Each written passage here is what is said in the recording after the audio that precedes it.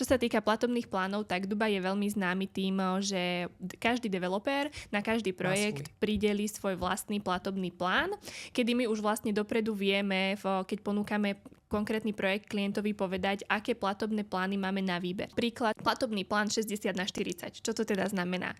Vždycky na začiatku je potrebných 24% na zabukovanie daného apartmánu, 20% sa platí vlastne developerovi na escrow účet a 4% je poplatok na DLD, čo je kataster. No a následne už nasledujeme ten platobný plán, kedy platíme napríklad každého pol roka 5% po dobu výstavby do odovzdania.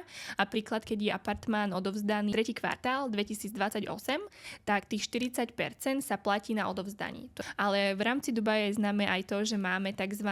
Post-handover payment plany, obľúbené pre investorov práve, ktorí majú ten investičný zámer, že chcú svoj apartmán následne krátkodobo prenajímať, kedy napríklad máme 60/40, ale tých 40 je post-handover payment plan, takže napríklad 10% platíme pri tom odovzdaní a tých zvyšných 30% vieme splácať napríklad 2 alebo 3 roky po odovzdaní.